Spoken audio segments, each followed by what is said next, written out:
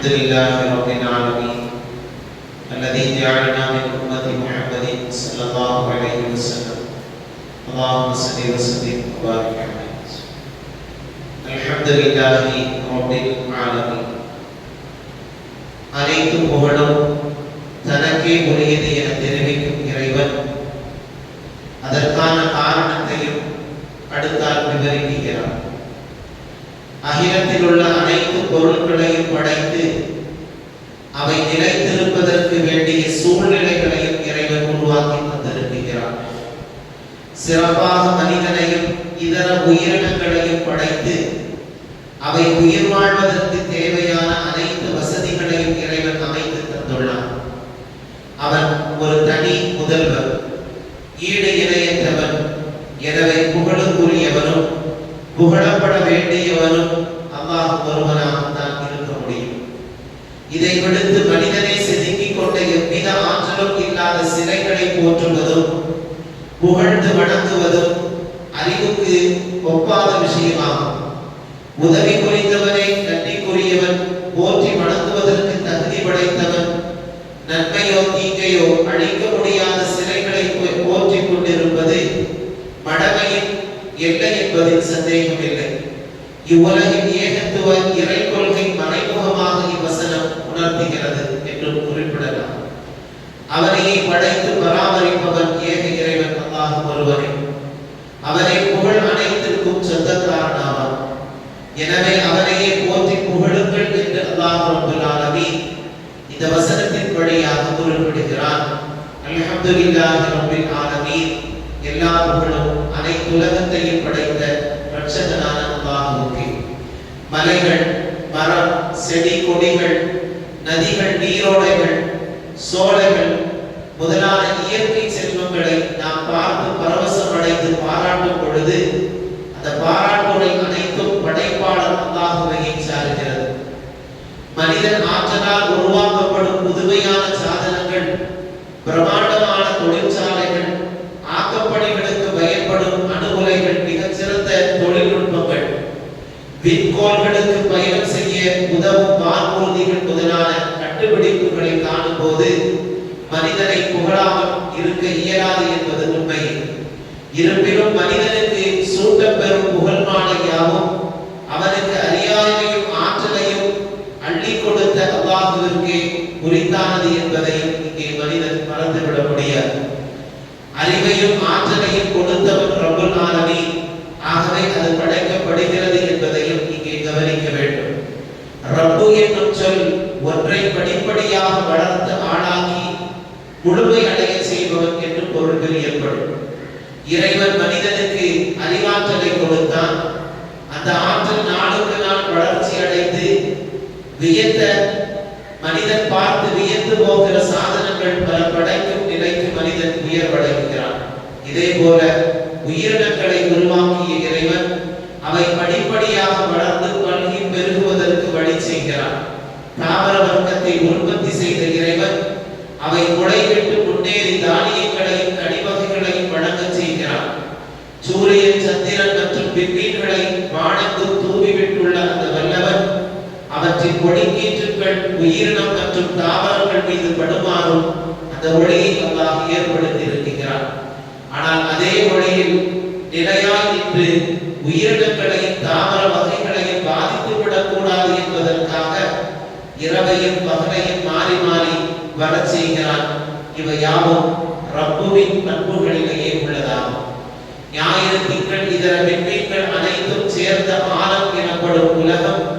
ஆனால் இத்துடன் உலகம் முடிந்து விடவில்லை என்பது நவீன விஞ்ஞானத்தின் கண்டுபிடிப்பாகவே எத்தனை உலகங்கள் உண்டோ அத்தனை உலகங்களையும் பேரண்டத்தையும் படைத்த அல்லாஹ் ஒருவரை கோடான கோடி படைப்புகளை பராமரிக்கக்கூடியவன் அவன் ஒருவரை.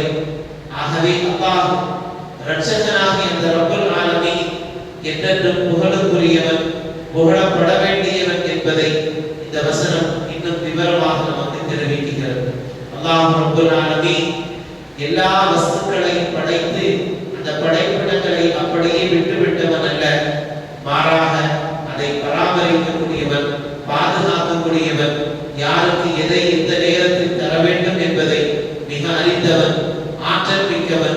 அந்த அல்லாஹ்வை உணர்ந்து சிந்தித்து மனிதன் செயல்பட வேண்டுவது மட்டுமல்ல, எப்பொழுதும் அவரை புகழ வேண்டும் என்பதையும் இந்த வசனம் நமக்கு உணர்த்துகின்றன. எல்லா புகழும் அல்லாஹ் ஒருவனுக்கே உரித்தாவதாக.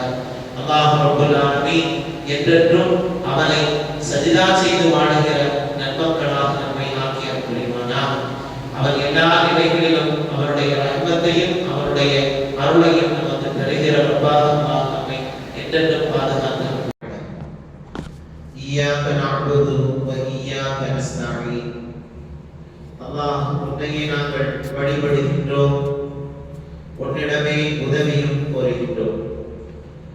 முன்பு கூறப்பட்ட இறை பண்புகளான அனைத்துலக ரட்சகன், அருள்மிக்கவன், அன்புமிக்கவன், பிரதிபலன் கிடைக்கும் நாளின் அதிபதி ஆகிய மகத்தான உண்மைகளை உணர்ந்து கொள்கிற ஒருவர் தன் எதிரே அந்த இறைவன் இருப்பதை உணர்கிறார். எதிரே காட்சி அளிக்கிற அந்த வல்லோனை நோக்கி, இறைவா, உன்னையே நாங்கள் வழிபடுகின்றோம், உன்னிடமே நாங்கள் உதவியும் கோருகின்றோம் என தன்னையும் மீறி கூறுகிறார். அல்ஹம்துலில்லாஹி ரப்பில் ஆலமீன், அர்-ரஹ்மானிர் ரஹீம், மாலிகி யௌமித்தீன். புகழெல்லாம் அல்லாஹ்வுக்கே. அந்த அல்லாஹ் எப்படிப்பட்டவன் என்கிற தன்மைகள் குறித்து அடுத்தடுத்த வசனங்களில் பேசிவிட்டு மீண்டும் அல்லாஹ்வை வணங்குகிறோம், அப்படிப்பட்ட அந்த ரப்பை நாங்கள் வணங்குகிறோம் என்கிற இந்த வார்த்தையை அல்லாஹ் இங்கே பதித்திருக்கிறார். இபாதத் என்னும் அடிச்சொல்லில் இருந்து பிறந்த வினைச்சொல் வாக்கியமே நஅ்புது என்பதாகும். அன்பு, மரியாதை, கண்ணியம் ஆகிய மிகுந்த மனிதனுக்கு இபாதத் என்று சொல்லப்படும். இந்த விதத்தில் யாருக்காவது மனிதன் பணிந்து நடக்க வேண்டும் என்றால் அது அல்லாஹ் ஒருவனுக்காகவே இருக்க முடியும். ஏனெனில் முக்காலங்களிலும் அல்லாஹ்வின் தயவிலேயே வாழ வேண்டியவனாக மனிதன் இருக்கிறான். உலகில் மனிதன் பிறப்பதற்கு அல்லாஹ்வே காரணம். பிறந்த பின் அவன் வளர்ந்து ஆளாகுவதற்கு ஒவ்வொரு வினாடியும் அல்லாஹ்வின் தயவு தேவை. இறந்த பின்பு மனிதன் நிர்கதி அடைய அல்லாஹ்வின் அருள் பார்வை தேவை. நிர்கதியாக நிற்கிற அந்த சூழலில் அவனுடைய அருள் பார்வை அவனுக்கு தேவை. மேற்கூறிய 3 வசனங்களிலும் சூசகமாக சுட்டிக்காட்டப்பட்ட இக்கருத்தினை உணர்ந்து கொள்கின்ற மனிதன், உன்னையே நாங்கள் வழிபடுவோம், உன்னிடமே நாங்கள் உதவி கோருவோம் என்று இறைவனை விழிக்கும் நிலைக்கு வருவான் என்பதை இந்த வசனம் உணர்த்துகிறது. மேலும் ஆழமான இறை நம்பிக்கையை போதிக்கின்ற இந்த வசனம் மூட நம்பிக்கைகளை மண்மூட செய்கிறது. அல்லாஹ் ஒருவனையே வழிபட வேண்டும், அவனுக்கே கட்டுப்பட வேண்டும், வேறு யாரையும் வழிபடக்கூடாது.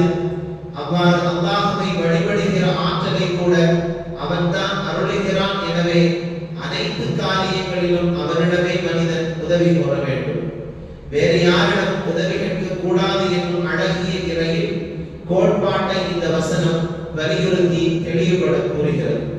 அப்படியானால் நோய்கள் தாக்கும் பொழுது மருத்துவரின் உதவியை நாம் நாடுவது, பொருளாதார சிக்கலை தீர்க்க பிறரிடம் நிதி உதவி கோருவது, இன்னும் பல இக்கட்டான நேரங்களில் பலதரப்பட்ட மனிதர்களிடத்தில் தயவை நாடுவது இந்த இறை நம்பிக்கைக்கு விரோதமான அம்சங்களாகி விடாதா என்ற சந்தேகம் மனிதனுக்கு எழுவது இயல்பு. இதற்கு விடையாக பல்வேறு முஃபஸ்ஸிரீன்கள் எழுதுகிற செய்திகள் ஒரு சில இங்கே பதியப்படுகிறது. ஆக்கல் அழித்தலில் அல்லாஹ்வை தவிர வேறு எவரிடமும் உதவி கோர முடியாது. ஏனெனில் அனைத்தையும் ஆக்குவதும் அழிப்பதும் அவனே ஆவான். ஆனால் உலக இயக்கத்தை சில அடிப்படையான அம்சங்களை கொண்டு அல்லாஹ் பிணைத்து வைத்திருக்கின்றான். இத்தகைய காரணிகள் தொடர்பாக பிறரின் உதவியை நாடுவது தவிர்க்க முடியாத ஒன்றாகும். பலரின் உதவியின்றி வேளாண்மை செய்ய முடியாது. அப்படி பலர் உதவினாலும் கூட வேளாண்மையில் வெற்றி காண்பது இறைவனின் நாட்டத்தை பொறுத்தது. மண்வளமும் நீர்வளமும் மட்டும் பயிர்கள் செழிக்க மூல காரணமாக அமைந்து விடாது, மாறாக இறைவனின் உதவியும் தேவை. இதே போல மருத்துவர் சிகிச்சை அளிக்கிறார், ஆனால் நோய் குணமாவது இறைவனின் கையில் இருக்கிறது. மருத்துவரும் அவர் தரும் மருந்தை மாத்திரைகளை நோயை குணப்படுத்தி விட முடியாது. பசி அடங்க உணவும் தாகமும் போன்று இவை யாவும் வெளிக்காரணங்கள் மட்டும்தான். இந்த அபயங்களிலிருந்து அல்லாஹ் மட்டுமே அவனை பாதுகாக்க முடியும். அவன் மட்டுமே ஷிஃபாவை வழங்க முடியும். பொருளாதார சிக்கலை தீர்க்க பிறரிடம் கடன் வாங்கிக் கொள்வதற்கும் மார்க்கம் அனுமதி வழங்கியுள்ளது. ஆகவே ஆக்கல் அழித்தல் துறைகளில் அல்லாஹ்விடம் மட்டுமே உதவி கோர வேண்டும், வேறு எவரிடம் உதவி கேட்கக்கூடாது என்பதை இந்த வசனத்தினுடைய கருத்தாகும். இந்நிலையில் மறைந்த இறைநேசர்களிடமும் சென்று அவர்களுக்காக வேண்டி துஆ செய்வதோ அல்லது எங்களுக்காக வேண்டி நீங்கள் துஆ செய்யுங்கள் என்று கூறுவது தவறல்ல, நேரடியாக கேட்பது மிகப்பெரிய தவறு என்பதையும் இங்கே வசனத்திலே அல்லாஹ் குறிப்பிடுகிறார். ஆகவே அல்லாஹ் நாடினால் மட்டுமே யாராலும் எதையும் செய்ய முடியும், அதை தாண்டி யாராலும் எதையும் செய்துவிட முடியாது என்கிற அடிப்படை விஷயத்தை அல்லாஹ் இந்த வசனத்தின் வழியாக கூறுகிறான். ஆக்கவும் அழித்தலும் அல்லாஹ் மட்டுமே உரிய பண்புகளில் ஒன்றாகும். அது வேறாராலும் சாத்தியமல்ல. உலகத்தினுடைய சில காரியங்களுக்கு வேண்டுமானால் மனிதனுக்கு உதவி செய்ய முடியும். அந்த உதவியிலும் பரிபூர்ணமான ஆற்றலை அல்லாஹ் வழங்கினால் மட்டுமே அதை பெற முடியும் என்பதையும் இந்த வசனத்தின் வழியாக அல்லாஹ் கூறுகிறான். அல்லாஹ்வையே நாம் வணங்குகிறோம், அவனிடமே உதவி தேடுகிறோம். அல்லாஹ் எல்லா வகையிலும் நமக்கு அருள் புரிவானாக. காலம் முழுவதும் அவனுக்கு நன்றி செலுத்தி வாழுகிற, வணங்கி வாழுகிற, செஞ்சால் செய்து வாழுகிற உயர்ந்த பண்புகளை அல்லாஹ் அனைவர்களுக்கும் நசீவாக்கி அருள் புரிவானாக. ஆமீன்.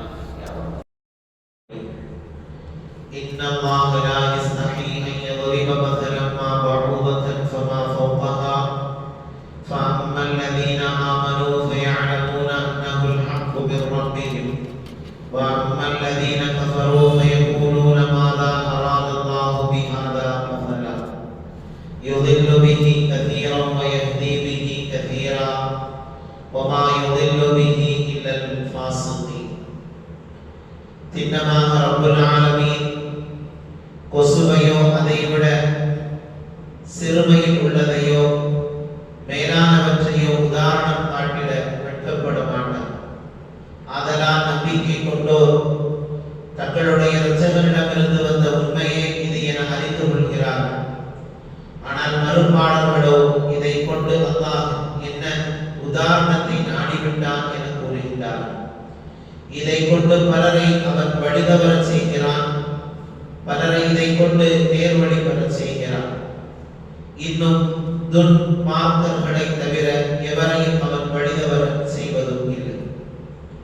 திருக்குர்ஆனில் ஒரு வசனத்தில் ஈயையும் இன்னொரு வசனத்தில் சிலந்தி பூச்சியையும் உதாரணங்களாக இறைவன் குறிப்பிட்டிருக்கிறான். மனிதர்களே, உங்களுக்கு ஒரு உதாரணம் காட்டப்படுகிறது, அதனை செவிழ்தாக்கி கேளுங்கள். அல்லாஹ் அல்லாத எவற்றை நீங்கள் வழிபடுகிறீர்களோ அவையெல்லாம் ஒன்று சேர்ந்த போதிலும் ஒரு ஈயை கூட படைக்க முடியாது. அவர்களிடம் உள்ள ஒரு பொருளை ஈ என்று பறித்து சென்றால் கூட அதனை அதனிடமிருந்து மீட்கவும் இவர்களால் முடியாது. மீட்க வேண்டிய இவைகளும் மீட்கப்பட வேண்டிய அந்த பொருளும் பலவீனமானதே என்பதை அல்லாஹ் உதாரணப்படுத்தி பேசுகிறான். அல்லாஹ்வை அன்றி மற்றவர்களை தங்களுக்கு இரட்சகர்களாக ஆக்கிக் கொண்டோரின் உதாரணம் சிலந்தி பூச்சியை ஒத்திருக்கின்றது. அது சிலந்தி வலையை வீடாக்கிக் கொள்கிறது. திண்ணமாக வீடுகளில் மிக்க பலகீனமானது சிலந்தி வலைதான். இதனை அவர்கள் அறிந்து கொள்ள வேண்டாமா? இந்த உதாரணங்களை பற்றி இறைமறுப்பாளர்கள் குறை கூறுகின்றனர். இது என்ன பெரிய உதாரணம்? வேதத்தில் அற்பமான ஜீவன்களை எல்லாம் உவமையாக கூறலாமா என அவர்கள் விமர்சித்தார்கள். இதற்கு இங்கே இறைவன் பதிலளிக்கும் விதமாக இந்த வசனத்தில் குறிப்பிடுகிறார். கூறப்படும் உவமை எதற்காக கூறப்படுகிறது, அதில் உள்ள தத்துவம் என்ன என்பதை தான் கவனிக்க வேண்டுமே தவிர உவமை காரணிகள் உயர்ந்தவையா அற்பமானவையா என்பதை குறை கூறுவது அறிவுடைமை ஆகாது. பலவீனமான பொருட்களை கொசுவுடனோ அதைவிடவும் சிறியவற்றுடனோ ஒப்பிடுவது வழக்கில் உள்ள ஒன்றுதான். இதில் தவறோ குறையோ இருக்க முடியாது. இறைவனிடம் படைப்பு என்ற வகையில் அனைத்தும் சமமே. ஆகவே உண்மையை விளக்க எத்துணை சிறிய பொருளை உதாரணமாக கூறலாம். அதில் வெட்கப்படுவதற்கு ஒன்றுமில்லை. மாறாக அருவருக்கத்தக்க கொச்சையான சொற்களை விஷயமும் ஆகும். இறைவன் எடுத்து காட்டியுள்ள உதாரணங்களை சிந்திக்கும் நம்பிக்கையாளர்கள் இவை அனைத்தும் பொருத்தமான சத்தியமான உதாரணங்கள் தான் என்பதை உணர்ந்து கொள்வார்கள். இதனால் நல்வழியின் மீதுள்ள படிப்பு அவர்களுக்கு ஒரு குடிமானத்தை ஏற்படுத்தும், அது அதிகமாகும். துர்மார்க்கத்தினர் இந்த உதாரணங்களை குறை கூறி திரிவார்கள். இதனால் அவர்களின் தவறான போக்கு மேலும் அது தீவிரமடையும் என்பதை அல்லாஹ் ரப்பல் ஆலமீன் இங்கே உதாரணப்படுத்தி பேசுகிறார். இதை கொண்டு பலரை வழிதவர செய்கிறான், இன்னும் பலரை நேர்வழி பெற செய்கிறான் என இறைவன் இங்கே குறிப்பிட்டிருக்கிறான். சிந்தனையில் நாம் எடுத்துக்கொள்ள வேண்டிய விஷயமும் கூட நேர்வழி பெற செய்வது அல்லாஹ்வே என்பதை புரிந்து கொள்ள முடிகிறது. ஆனால் வழிதவர செய்வதும் அவனே என்று கூறுவதனுடைய கருத்து, நன்மை தீமை அனைத்தையும் படைக்கின்ற இறைவன் பகுத்தறிவும் ஆற்றலையும் மனிதனுக்கு வழங்கி இருக்கிறான். நன்மை தீமை இவை இரண்டில் விரும்பக்கூடிய ஒன்றை தேர்ந்தெடுக்கும் சக்தியையும் மனிதனுக்கு இறைவன் அளித்திருக்கிறான். புண்ணியத்தை தேர்ந்தெடுப்போர் புண்ணியவான்களாகவும் பாவத்தை தேர்ந்தெடுப்போர் பாவிகளாகவும் மாறுவது இயற்கையின் நீதியாகும். இந்த நியதியை அறிவு மற்றும் சுற்றுச்சூழ்நிலைகளை உருவாக்குபவன் இறைவனே என்ற அடிப்படையில் இறைவன் வழிதவர செய்கிறான் என கூறப்பட்டிருக்கிறது. ஆனால் இறைவன் அளித்த அறிவாற்றலையும் அரிய வாய்ப்புகளையும் நேர்மையான வழியில் பயன்படுத்தாமல் குற்றங்கள் புரிவதில் அவற்றை மனிதன் தவறாக வழிநடத்துவானே ஆனால் குற்றங்களுக்கு அவனை பொறுப்பாளியாகவும் ஆகிறான். இதற்கு தீப்பெட்டியை ஒரு எடுத்துக்காட்டாக கூறலாம். தீப்பெட்டியிலும் குச்சியிலும் மருந்து பொருத்தப்பட்டுள்ளது. தீக்குச்சி எடுத்து பெட்டியில் உராய்ந்தால் தீ பற்றி கொள்ளும் என்பது விதி. இந்த விதியை படைத்தவன் இறைவனான இருக்கும் அதே வேளையில் பற்ற வைக்கும் வேலையை செய்பவன் மனிதனே என்பதை மறக்க முடியாது. ஆக்கம் பணிகளுக்காக பயன்படுத்த வேண்டிய நெருப்பை ஏழை குடிமகன்களின் குடிசையை அடிப்பதற்காக பயன்படுத்தினால் அது பற்ற வைக்கிற மனிதனின் குற்றமை தவிர தீப்பெட்டியை தயாரித்தோரின் குற்றம் அல்ல. தீயை படைத்த இறைவனின் குற்றமும் ஆக முடியாது.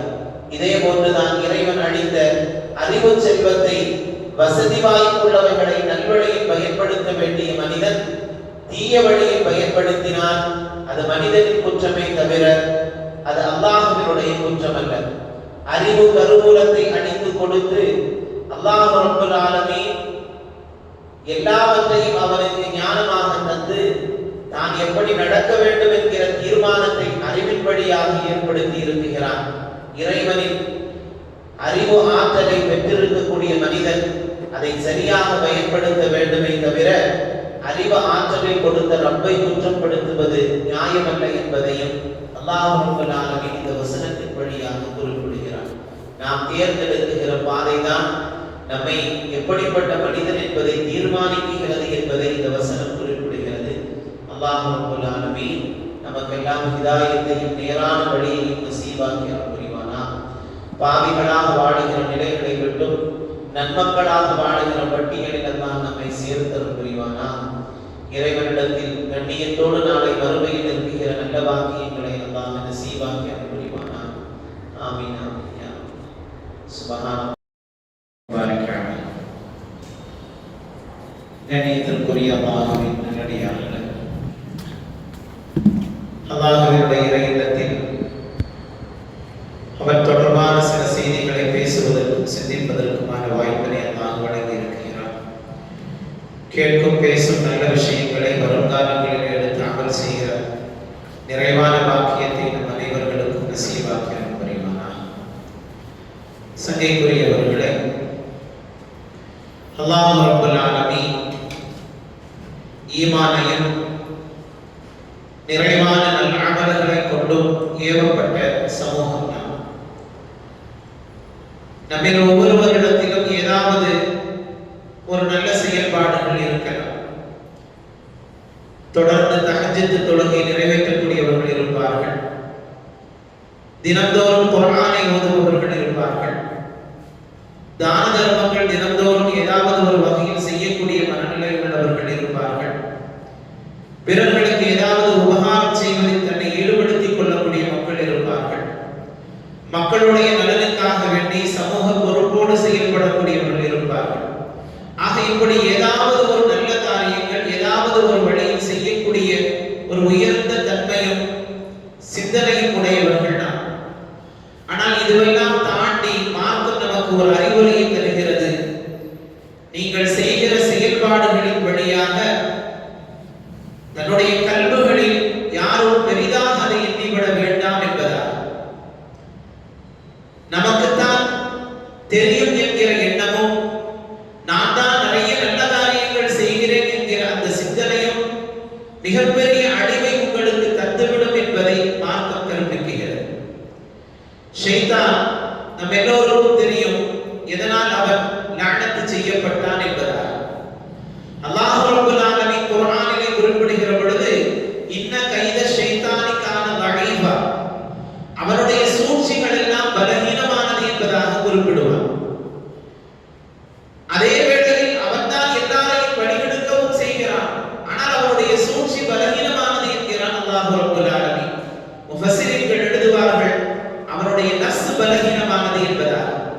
காரணம் அவனுடைய நஃஸில் அவன் உயர்ந்தவன் என்கிற எண்ணம் தான் அவனை தாழ்வுக்கு கொண்டு சேர்த்தது என்பதால். ஆகவே அந்த எண்ணம் ஒரு மனிதனுடைய கல்விகளில் ஏற்பட்டு விட்டது என்று சொன்னால் அது மிகப்பெரிய ஆபத்தை அவனுக்கு விளைவித்து விடும் என்பதை நபிகள் நாயகம் ஸல்லல்லாஹு அலைஹி வஸல்லம் அவர்கள் நமக்கு வழிகாட்டி இருக்கிறார். ஃபலாத முஹ்லிகாத்து, மூன்று செயல்பாடுகள் ஒரு மனிதனை அழிவில் கொண்டு சேர்த்து விடும் என்றார். மூன்று செயல்பாடுகள் ஒரு மனிதனை அழிவில் கொண்டு சேர்த்து விடும் என்பதால்.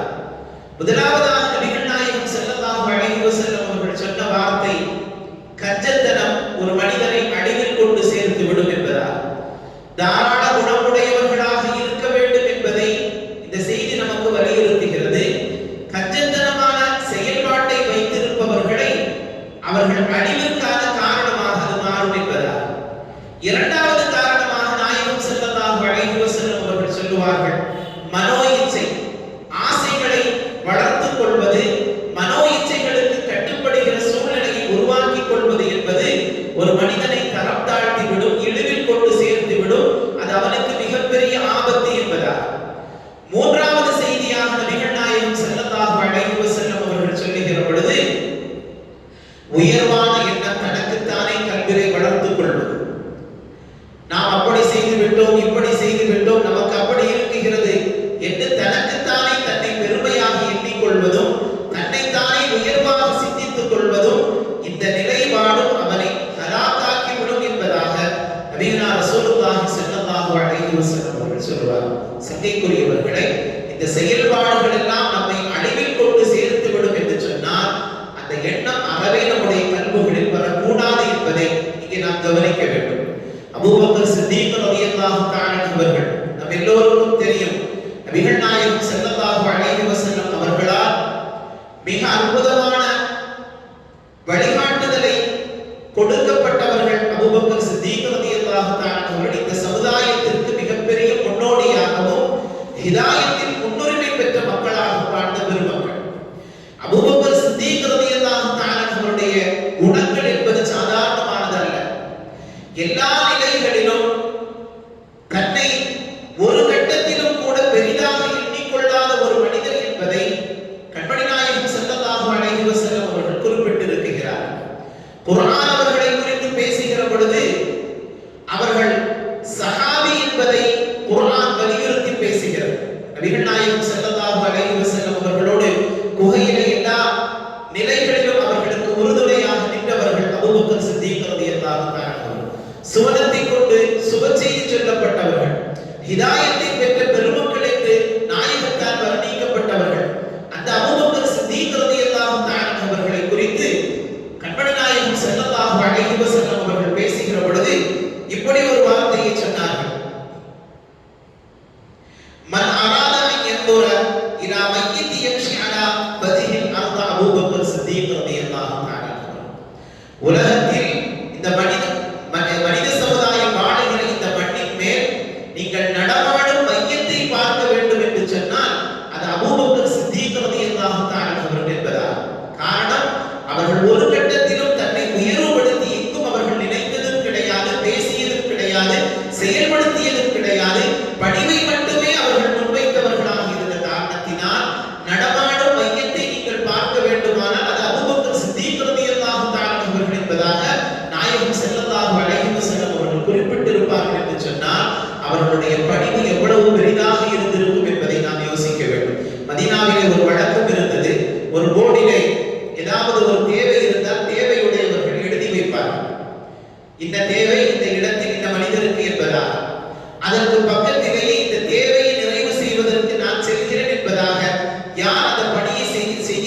எழுதுகிறார்களோ அவர்கள் எழுதிக் கொள்வார். உமர் ரலியல்லாஹு தஆலா அவர்கள் ஒரு கட்டத்தில் அந்த போர்டை பார்க்கிறார்கள். அதில் இந்த இடத்தில் ஒரு வயதான பெண்மணியான நான் இருக்குகிறேன், எனக்கு பணிவிடை செய்வதற்கு ஒரு ஆள் வேண்டும் என்பதாக எழுதப்பட்டிருக்கிறது. அதற்கு பக்கத்தில் காலியாக இருக்கிறது. அப்போ உமர் ரலியல்லாஹு தஆலா அவர்கள் எண்ணிக்கொள்கிறார்கள் யாரும் அந்த பணிக்கு போகவில்லை என்பதாக. உமர் ரலியல்லாஹு தஆலா அவர்கள் அந்த மூதாட்டியினுடைய வீடை தேடி சென்று அந்த பெண்மணிக்கு பணிவிடை செய்வதற்காக வேண்டி சுபுஹுக்கு பின்பாக செல்லுகிறார்கள். அந்த மூதாட்டி சொன்னார்கள், எனக்கான பணிவிடைகளை செய்துவிட்டு அவர் எப்பொழுதோ சென்று விட்டார் என்பதாக. யார் செய்தார்கள் என்று கேட்கிறார்கள், தெரியவில்லை என்பதாக அந்த மூதாட்டி சொன்னார். மனிதர் வந்தால் எல்லாம் செய்துவிட்டு சென்று விட்டார் என்பதாக. அப்படியானால் அவரை சந்திக்க வேண்டும் என்பதற்காக வேண்டி உமர் ரலியல்லாஹு தஆலா அவர்கள் சுபுஹுக்கு பின்பாக சென்றவர்கள் அதற்கு முன்பாகவே செல்கிறார்கள் அவர்களை பார்க்க வேண்டும் என்று. காரணம், நான் செல்கிறேன் என்பதாக எந்த பெயரும் எழுதப்படவில்லை. அப்படியானால் யார் செல்கிறார்கள் என்பதை பார்க்க வேண்டும் என்கின்ற ஆர்வத்தோடு சுபுஹுக்கு முன்பாக செல்கிற பொழுது அந்த மூதாட்டி சொன்னார்கள், வந்து எல்லா பணியையும் செய்துவிட்டு அவர்கள் சென்று விட்டார்கள் என்பதாக. அடுத்த நாள் தஹஜ்ஜத் நேரத்திலேயே வருகிறார்கள், அவரை எப்படியாவது பார்த்துவிட வேண்டும் என்பதாக. அப்பொழுதும் அந்த மூதாட்டி சொல்கிறார்கள், வந்து எல்லாம் செய்துவிட்டு சென்று விட்டார்கள் என்பதாக. உமர் ரலியல்லாஹு தஆலா அவர்களுக்கு ஆர்வம் அதிகமாகிறது. எப்படியாவது அந்த மனிதரை சந்தித்து விட வேண்டும் என்று நாளை இரவு முழுவதும் இங்கே இருக்க வேண்டும் என்று முடிவு செய்து அந்த இடத்திலேயே அடுத்த நாள் வந்து அமர்ந்திருக்கிறார்கள். அபூபக்கர் சித்தீக் ரலியல்லாஹு தஆலா அவர்கள் இரவோடு இரவாக வந்து தங்களுடைய பணிகளை எல்லாம் செய்துவிட்டு யாருக்கும் தெரியாமல் வந்தபடி பார்த்து செல்கிறார். இதை கவனிக்கிறார்கள். ஒரு நாட்டினுடைய ஜனாதிபதியாக அபூபக்கர் சித்தீக் ரலியல்லாஹு தஆலா அவர்கள் ஜனாதிபதியாக இருக்கிற காலகட்டத்தில் நடந்த நிகழ்வு. உமர் ரலியல்லாஹு தஆலா அவர்கள் அபூபக்கர் சித்தீக் ரலியல்லாஹு தஆலா அவர்கள் செய்த அந்த பணியை பார்த்து வியந்து போனார்கள். தான் செய்கிற செயல்பாடு யாருக்கும் தெரியக்கூடாது என்பது மட்டுமல்ல, இவ்வளவு உயர்ந்த பொறுப்பில் இருந்தும் கூட ஒரு சாதாரண ஒரு மூதாட்டியினுடைய வீட்டிற்கு வந்து தங்களுடைய பணிகளை செய்துவிட்டு செல்கிறார்கள் என்றால் அவர்கள் சொன்னால் செய்வதற்கு பல ஆட்கள் இருந்தும் கூட அவர்களை அவர்கள் அந்த பணிக்கு முற்படுத்திக் கொள்கிறார்கள் என்றால் அவர்கள் எவ்வளவு உயர்வானவர்கள் என்று உமர் ரலியல்லாஹு தஆலா அவர்கள் சிந்தித்தார்கள் என்றால் அந்த பெருமக்களுடைய வாழ்க்கை எப்படி இருந்தது என்பதை நாம் யோசிக்க வேண்டும். ஒரு சிறு பதவியோ அல்லது சிறு பொறுப்புகளோ வருகிற பொழுது அல்லது கல்வியில் உயர்ந்த ஒரு இடத்திற்கு செல்கிற பொழுது அல்லது பொருளாதாரத்தில் கொஞ்சம் அதிகமான வரவுகள் வருகிற பொழுது நம்மை தாண்டி நம்முடைய கல்விகள் எனக்கு எல்லாம் இருக்கிறது என்கிற ஒரு அகங்காரத்தை தந்து விடுகிறது சமுதாயத்தில். அது பேராபத்தை விளைவித்து விடும் என்கின்ற செய்தியை கண்மணி நாயகம் ஸல்லல்லாஹு அலைஹி வஸல்லம் அவர்களும் சஹாபாக்களும் தங்களுடைய வாழ்க்கையின் வழியாக நமக்கு வித்திடுகிறார்கள். நாம் எப்படி வாழ வேண்டும், நம்முடைய வாழ்க்கை சூழ்நிலைகளை எப்படி ஆக்கிக் கொள்ள வேண்டும் என்பதை இந்த பெருமக்களுடைய வாழ்க்கையை கற்று நாம் தெரிந்து கொள்வதோடு நம்முடைய வாழ்க்கையிலும் அந்த பக்குவங்களை உருவாக்க வேண்டும். உமர் ரலியல்லாஹு தஆலா அவர்கள் அல்லாஹ்விடத்திலே செய்கிற துஆ, தினந்தோறும் அவர்கள் கையேந்துகிற பொழுது, யா அல்லாஹ் என்னுடைய கல்புகளில் நீ பெருமையை ஏற்படுத்தி விடாதே, நான் உயர்வானவர் என்கிற சிந்தனை என்னுடைய கல்புகளில் ஏற்பட்டு விடக்கூடாது, என்னை எனக்கு தாழ்மையாக நீ ஆக்கிவிடு, ஆனால் மக்களுக்கு மத்தியில் என்னை கண்ணியமாக வை என்பதாக உமர் ரலியல்லாஹு தஆலா அவர்கள் துஆ செய்தார்கள் என்பதாக பார்க்கிறோம். ஆகவே அந்த உயர்ந்த செயல்பாடுகளும் நற்குணங்களும் தான் ஒரு மனிதரை உயர்ந்த இடத்தில் வைக்கும் என்பதற்கான உதாரணங்கள் இதுவெல்லாம். இன்னும் ஏராளமான செய்திகள் சஹாபாக்களை குறித்து பேசலாம். அல்லாஹ் ரப்பல் ஆலமீன் அந்த உயர்ந்த குணங்களையும் செயல்பாடுகளையும் நம்முடைய வாழ்க்கையிலும் பிரதிபலிக்க செய்வானாக. நான் என்கிற அகந்தையை அல்லாஹ் நம்முடைய கல்புகளில் இருந்து ஒழித்து எல்லோருக்கும் நற்குணத்தோடு பழகுகிற நல்ல உயர்ந்த சிந்தனைகளையும் செயல்பாடுகளையும் எண்ணங்களையும் நமக்கு வழங்க அருள் புரிவானாக. ஆமீன் ஆமீன். வாஹிரு தஅவானா அல்ஹம்துலில்லாஹி ரப்பில் ஆலமீன். சுப்ஹானல்லாஹ். அல்ஹம்துலில்லாஹி ரப்பில் ஆலமீன் الذي جعلنا من أمة محمد صلى الله عليه وسلم. اللهم صل وسلم وبارك عليه. صراط الذين أنعمت عليهم غير المغضوب عليهم ولا الضالين. எவர்களுக்கு நீ அருள் புரிந்தாயோ அவர்களின் வழி, அவர்கள் உனது சினத்திற்குள்ளானவர்களும் அல்ல, வழி தவறி சென்றவர்களும் அல்ல. அப்படிப்பட்ட நல்லோர்களுடைய கூட்டத்தில் எங்களை இணைத்தருள்வாயாக என்கிற வசனத்தோடு சூரத்துல் ஃபாத்திஹா நிறைவு பெறுகிறது.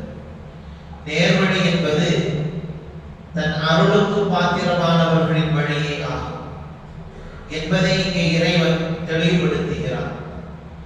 இறையர்களுக்கு இலக்கானவர்கள் யார் என்பதை இன்னொரு வசனம் விவரிக்கிறது. அல்லாஹுவுக்கும் அவருடைய தூதருக்கும் வழிபடுகின்றவர்கள், அல்லாஹ் அருள் புரிந்த நபிமார்கள், உண்மையாளர்கள், உயிர் தியாகிகள், நல்லோர்கள் ஆகியோருடன் இருப்பார்கள். இப்படிப்பட்டவர்கள் தான் மிகச்சிறந்த நண்பர்கள் என இறைவன் கூறுகின்றார். ஆகவே யாருடைய வழி நமக்கு வேண்டும்? அல்லாஹ் யாருக்கு அருள் புரிந்தானோ அந்த மக்களுடைய வழி. அவர்கள் அவனுக்கான கோபத்திற்கு ஆளானவர்களும் அல்ல, வழிதவறி சென்றவர்களும் அல்ல. அவர்களை விட்டு பாதுகாத்து அல்லாஹ்வினுடைய அருளோடு இணை பெற்ற மக்களோடு நம்மையும் சேர்ந்துள்ள வேண்டும் என்பதுதான் இந்த வசனத்தினுடைய பொருள். இதிலிருந்து இறையருளை பெற்ற நன்மக்கள் 4 பிரிவினர்கள் என தெரிவிக்கிறார். ஒன்று, நபிமார்கள், உலகத்தினுடைய மனிதர்களை சீர்திருத்துவதற்காக இறைவனால் நியமிக்கப்பெற்ற இறை தூதர்கள். இவர்கள் மக்கள் மத்தியில் இறை செய்திகளை வெளியிடும் மகத்தான பணியை மேற்கொண்டார்கள். இரண்டாவதாக சித்தீகீன்கள், இறை தூதர்கள் கொண்டு வந்த இறை கட்டளை முழுக்க முழுக்க பின்பற்றி நடந்து இறை உணர்விலும் முழுமை கண்ட உண்மையாளர்கள் ஆவார்கள். இறைவனிடம் உயர் பதவி அடைந்துள்ள இவர்கள் நேசர்கள் என போற்றப்படுவார்கள். மூன்றாவதாக சுஹதாக்கள், இறை மார்க்கத்திற்காக அறப்போரில் தாங்கள் ஈடுபட்டு வீரமரணம் அடைந்த தியாக செவ்வர்கள் என்பதாக பதிவு செய்யப்படுகிறது. நான்காவதாக சாலிஹீன்கள், இவர்கள் மார்க்க நெறிமுறைகளை, கட்டாய கடமைகளான ஃபர்துகளையும் உபரியான வணக்க வழிபாடுகளான நஃபில்களையும் செயல்படுத்தி நற்பெயர் பெற்ற நல்லவர்கள் ஆவார்கள். ஆகவே இந்த 4 பேர்களும் இறையருள் பெற்ற நன்மக்கள். இவர்களோடு சேர்ந்தருள் என்கிற பிரார்த்தனையை இந்த வசனத்தின் நோக்கமாக பதிவு செய்கிறார். இந்த 4 வகை சான்றோர்களும் சென்ற பாதையை நேர்வழி என இறைவன் இனம் காட்டுகிறார். இவர்களின் நபிமார்கள் இனி புதிதாக வரப்போவதில்லை. எனினும் நேர்வழி அடைந்த இதர 3 பிரிவினரும் இறுதி நாள் வரை இருப்பார்கள். அவர்களோடு இணைந்து நேர்வழி தொடர்பாக தெளிவு பெறலாம். திருக்குர்ஆனையும் நபிமொழியையும் படித்துணர்வதுடன் அதில் பக்குவம் அடைந்த நிபுணர்களை அணுகி அவர்களின் அறிவுரைகளை பெறலாம். ஒருவர் புத்தக கல்வியினால் மட்டும் மருத்துவ நிபுணராக ஆகிவிட முடியாது, அல்லது பொறியியல் வல்லுநராக ஆகிவிட முடியாது. அந்தந்த துறையில் திறமை படைத்தவர்களிடம் நடைமுறை பயிற்சி பெற்றாக வேண்டும். இதே போலத்தான் குர்ஆன் மற்றும் ஹதீஸை கற்றறிந்து கொள்வதுடன் சான்றோர்களின் அறிவுரைகளையும் வழிகாட்டுதலையும் பெற்று அதன்படி செயல்பட வேண்டும் என இறைவன் இங்கே உணர்த்துகிறார். நபித்தோழர்கள் மற்றும் நல்லோர்களின் கருத்துக்களையும் நடைமுறைகளையும் அலட்சியப்படுத்திவிட்டு திருக்குர்ஆனுக்கு சுய விளக்க அனுபவத்துடன் அதன்படி செயல்படுவது மாபெரும் தவறாகும். இதே போல குர்ஆனையும் ஹதீஸையும் பொருட்படுத்தாமல் தங்களுடைய வாழ்க்கையை தாங்களே அமைத்துக் கொள்ளலாம் என்கிற நோக்கங்களும் மிகப்பெரிய தவறுகளாகும். ஆகவே ஹதீஸ், குர்ஆனுடைய வசனங்களோடு நல்லவர்களை அணுகி அறிவுரைகளை பெற்று செயல்படுவதே முறையான கல்வி முறையாகும். அதுதான் ஈடேற்றத்தினுடைய வழியுமாகும். அஸ்ஸிராத்துல் முஸ்தகீம், நேர்வழி என்பதற்கு வசனத்தில் மேலும் விளக்கம் அளிக்கப்படுகிறது. இறைவாவுடைய கோபத்திற்கு உள்ளானவர்களுடைய வழிதவறி சென்றார்களே அவர்கள் நடந்த பாதையை நடத்தி விடாதே என இறைவனிடம் நாம் கோர வேண்டும் என இந்த வசனம் நமக்கு போதிக்கிறது. இறைவனுடைய கோபத்திற்கு யார் ஆளானார்கள் என்பது பற்றி விவரிக்கையில் அவர்கள் யூதர்கள் என்றே பலரும் குறிப்பிட்டிருக்கிறார். ஏனெனில் தங்களை நல்வழிப்படுத்த வந்த இறை தூதர்கள் பலரையும் கொலை செய்தவர்கள் இந்த யூதர்கள். யூதர்கள் இறைவனின் கடு கோபத்திற்கு ஆளானார்கள். இதே போல வழிதவறி சென்றவர்கள் யார் என்பது பற்றி கூறுகையில் கிறிஸ்தவர்கள் என்றே பலர் விளக்கம் அளித்திருக்கிறார்கள். தங்களுக்கு இறைவன் அளித்த வேதத்தை பலமுறை திருத்தி எழுதியதுடன் இறை தூதர் ஈசா அலைஹிஸ்ஸலாம் அவர்களை வரம்பு மீறச் செய்து புகழ்ந்து அல்லாஹ்வின் மைந்தன் என்றே சொல்ல ஆரம்பித்து விட்டார்கள். எனவே இவர்கள் பாதை மாறியவர்கள் தெளிவாக. ஆகவே இந்த வேதக்காரர்களை பார்த்து கூறுவார் அண்ணல் பெருமானார் ஸல்லல்லாஹு அலைஹி வஸல்லம் அவர்களுக்கு அல்லாஹ் ஆணையிட்டிருக்கின்றான், வேதக்காரர்களே, உங்கள் மார்க்கத்தின் உண்மைக்கு புறம்பாக எதையும் மிகைப்படுத்தாதீர்கள். உங்கள் முன்னால் தாமும் வழிவிட்டு யாரும் பலரையும் வழிகெடுத்து நிறைய வழியிலிருந்து தடம்புரண்டு போன மக்களுடைய விருப்பங்களை நீங்கள் பின்பற்றாதீர்கள் என்று கூறுங்கள் என்று அல்லாஹ் பெருமானார் ஸல்லல்லாஹு அலைஹி வஸல்லம் அவர்களுக்கு கூறினார். ஆகவே இவர்களுடைய வழிகளை விட்டும் நேரான வழியை நாம் எடுத்துக்கொள்ள வேண்டும். அல்லாஹ்வினுடைய கோபத்திற்கு ஆளானவர்கள் இவர்கள் என்பதை மேற்கூறிய வசனம் விளக்குகிறது. இமாம் ராஸி ரஹ்மத்துல்லாஹி அலைஹி அவர்கள் வசனத்திற்கு பொதுவான விளக்கம் அளிக்கையில், கொள்கை தவறி தீய வழியில் சென்றதால் இறைவனுடைய கோபத்திற்கு ஆளான அனைவரையும் இந்த வசனம் உள்ளடக்கும் என்பதாகவும் பதிவு செய்கிறார். இத்தகையோரின் பாதையில் இறைவாயுகளை நீ செலுத்தி விடாதே என வசனத்திற்கு கருத்துரைப்பதே சிறந்தது எனவும் அவர்கள் பதிவு செய்கிறார். அல்லாஹ் ரப்பல் ஆலமீன் அவருடைய அன்புக்கு பாத்திரமான மக்களுடைய வழிகளில் நம்மையும் சேர்ந்தவர்கள் புரிவானா. அவருடைய கோபத்திற்கு ஆளானவர்களுடைய கூட்டத்தை விட்டு அல்லாஹ் நம்மை பாதுகாத்தல் புரிவானா. நாளை மறுமையில் அவருடைய சன்னிதானத்தில் கண்ணியத்தோடு இருக்கிற உயர்ந்த பாக்கியங்களை நமக்கு நசீபாக்கி அருள் புரிவானா. ஆமீன் ஆமீன். சுப்ஹானல்லாஹ் அல்ஹம்துலில்லாஹி ரப்பில் ஆலமீன் الذي جعلنا من أمة محمد صلى الله عليه وسلم. اللهم صل وسلم وبارك عليه. بسم الله. ألف لام ميم ذلك الكتاب لا ريب فيه هدى للمتقين. இது முழுமையான வேதம். இந்த வேதத்தில் எந்த விதமான ஐயமும் இல்லை. தம்மை பாதுகாத்துக் கொண்டவர்களுக்கு நேர்வழி காட்டுகிறது. அலிஃப் லாம் மீம் இவை அரபு மொழி எழுத்துக்கள் வரிசையில் உள்ள 3 தனித்தனி எழுத்துக்களின் பெயர்களாகும். அல் பக்ரா அத்தியாயத்தின் முதல் வசனமான அலிஃப் லாம் மீம் ஆகிய எழுத்துக்களுக்கு திட்டவட்டமான பொருளை யாருமே கூறவில்லை. இதனாலேயே இவை போன்ற வசனங்களுக்கு விளக்கம் எழுதுகையில் இதில் அல்லாஹ் என்ன கருத்தை வைத்திருக்கின்றான் என்பதை அந்த ரப்புல் ஆலமீனானவனே அறிவான் என்றே பெரும்பாலான விரிவுரையாளர்கள், விளக்கவுரை எழுதுபவர்கள் பதிவு செய்வார்கள்.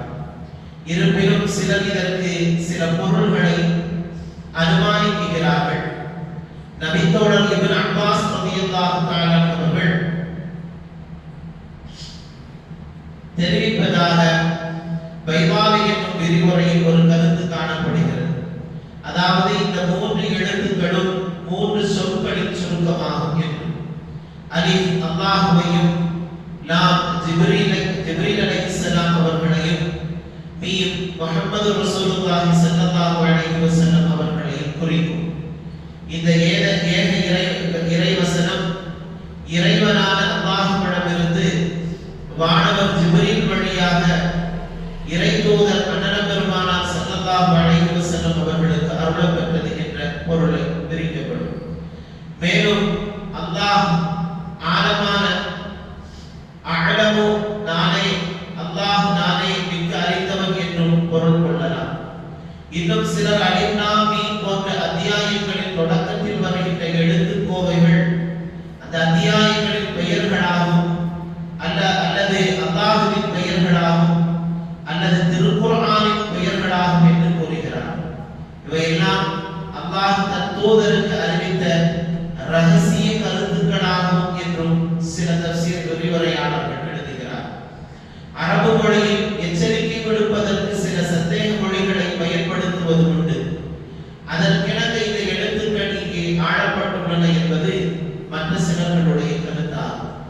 தாஹா மற்றும் யாசீன் போன்ற எழுத்துக்கோவையில் அண்ணல் பெருமானார் ஸல்லல்லாஹு அலைஹி வஸல்லம் அவர்களின் பெயர்களாக இருக்கலாம் எனவும் சிலர்கள் கருத்து தெரிவிக்கிறார். இது முழுமையான வேதமாகும். அல் கிதாபு என்னும் சொல் எழுதப்பெற்ற வேதம் என்று பொருள் கொள்ளப்படும்.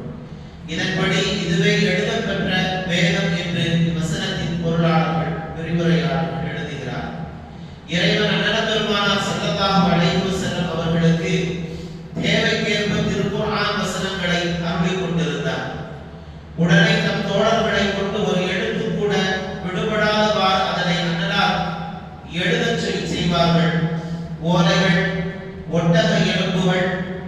துவாவிகள், மூங்கில் துண்டுகள், இலைகள் முதலான பொருட்களில் திருக்குர்ஆனுடைய வசனங்களை நபித்தோழர்கள் பதிவு செய்து கொள்வார். அது மட்டுமின்றி அவற்றை நபித்தோழர்கள் மனனமும் செய்து வந்தார். பின்னர் அனைத்து வசனங்களும் ஒன்று திரட்ட பெற்று இன்று வரை நூல் வடிவில் பாதுகாக்கப்படுகிறது. இவ்வாறு திருக்குர்ஆன் ஒரு எழுத்து கூட தவறிவிடாமலும் மாற்றப்படாமலும் பேணி பாதுகாக்க வேண்டும் என்பதற்காகவே பெருமானார் ஸல்லல்லாஹு அலைஹி வஸல்லம் அவர்கள் தம் தோழர்களிடம் திருக்குர்ஆன் மட்டுமே பதிவு செய்யுங்கள், நான் கூறுவதை அதாவது ஹதீஸை பதிவு செய்யாதீர்கள் என கண்டிப்பான உத்தரவை பிறப்பித்தார். நான் கூறும் ஹதீஸுகளை எழுதாதீர்கள், நான் சொன்னவற்றில் குர்ஆன் அல்லாததை எவரும் எழுதியிருந்தால் அதனை அழித்துவிட வேண்டும் என்று நபிகள் நாயகம் ஸல்லல்லாஹு அலைஹி வஸல்லம் அவர்கள் குறிப்பிட்டார். காரணம், அல்லாஹ்வினுடைய வார்த்தைகளோடு தன்னுடைய வார்த்தையை கலந்துவிடக் கூடாது என்பதற்காக வேண்டி திருக்குர்ஆன் வசனங்களையும் நபிமொழிகளையும் பதிவு செய்ய அனுமதித்தால் இரண்டும் கலந்து குழப்பம் ஏற்பட்டு விடலாம் என்பதை இந்த உத்தரவிற்கு நான் காரணம் என்பதாக எழுதுகிறார். இதர வேத நூல்களை கற்றுற்றால் இது எவ்வாறு பெரிய தொலைநோக்கு நடவடிக்கை என்பதையும் புரிந்து கொள்ள முடியும். இதர வேதங்களில் பதிவாகியுள்ள கருத்துக்கள் பல அந்த வேதங்கள் அருளப்பெற்ற இறை தூதர்களின் கூற்றுகளாக இருப்பதை காண முடிகிறது. இறை தூதர்களிடமிருந்து இக்கருத்துக்களை செவியேற்ற ஒருவர் அடுத்தவரிடம் கூற, அவர் இன்னொருவரிடம் கூற, இவ்வாறு அக்கருத்துக்கள் பல காலத்திற்கு பின்னர் எழுத்து வடிவில் பெற்று வேத நூல்களில் இடம் பிடித்துக் கொண்டு விட்டன. இறை தூதர்களின் சீடர்கள் தெரிவித்த கருத்துக்கள் இவ்விதம் வேத நூல்களில் இடம்பெற்று விட்டதால் அந்த வேத நூல்கள் இறைவன் கருத்துக்களை முழுமையாக பிரதிபலிக்கவில்லை என்பது தெளிவான விளக்கங்களாகும். இறை தூதர் ஈசா அலைஹிஸ்ஸலாம் அவர்களுக்கு அருளப்பெற்ற இன்ஜீல் எனும் வேதத்திற்கு நிலைதான் ஏற்பட்டது என்பதாக நபிகளார் ரசூலுல்லாஹி ஸல்லல்லாஹு அலைஹி வஸல்லம் அவர்களுடைய வார்த்தையோடு குர்ஆனுடைய வசனங்களோடு அதையும் சேர்த்து விடக்கூடாது, அந்த நிலை இங்கே வந்துவிடக் கூடாது என்பதில் நபிகள் நாயகம் ஸல்லல்லாஹு அலைஹி வஸல்லம் அவர்கள் மிகுந்த கவனமாக இருந்தார். இதை போல இறை தூதர் மூசா அலைஹிஸ்ஸலாம் அவர்களுக்கு அருளப்பெற்ற தௌராத் எனும் வேதமும் இறைவனால் அருளப்பெற்றது எனினும் பைத்துல் முகத்தஸ் மீது போர் தொடுக்க பாபிலோனியா மன்னன் அந்த வேதத்தையும் அழித்து விட்டான். அப்போது வாழ்ந்து கொண்டிருந்த இறை தூதர்கள் சிலர்கள் தம் நினைவில் இந்த தௌராத் வசனங்களை எடுத்து கூற அது தொகுத்து எழுதப்பட்டது அக்காலத்தில் வேதத்தை மனனம் செய்கிற வழக்கம் இல்லை என்பதும் குறிப்பிடத்தக்கது. ஆகவே இந்த நிலைகளில் இருந்தெல்லாம் குர்ஆன் வேறுபடுகிறது. இறங்கிய காலத்திலேயே சஹாபாக்கள் மனனம் செய்தார்கள், அதை எழுத்து வடிவிலே எழுதி வைத்தார்கள். நாயகம் ஸல்லல்லாஹு அலைஹி வஸல்லம் அவர்கள் அவர்களுடைய வார்த்தைகளை சேர்த்து எழுதிவிடாதவாறு அதை கவனித்தார்கள். பின்பு அதை நூல் வடிவிலே இன்று நாம் ஓதுகிற குர்ஆனாக மாற்றப்பட்டது என்பதாக விரிவுரையாளர்கள் எழுதுகிறார். இந்த வேதம் என்பது எந்த விதமான ஐயமும் இல்லாதது, முழுக்க முழுக்க அல்லாஹ்வால் பாதுகாக்கப்பட்டது. அதை பாதுகாக்கும் பொறுப்பை ரப்பே ஏற்றுக்கொண்டிருக்கிறான் என்பதையும் முஃபஸ்ஸிரீன்கள் நமக்கு எழுதுகிறார்கள். அந்த குர்ஆனை முழுமையாக படித்து தெரிந்து அதன்படி அமல் செய்கிற நற்பாக்கியத்தை அல்லாஹ் நம் அனைவர்களுக்கும் நசீபாக்கி அருள்வானாக. குர்ஆனை கொண்டு அல்லாஹ் நமக்கு ஹிதாயத்தை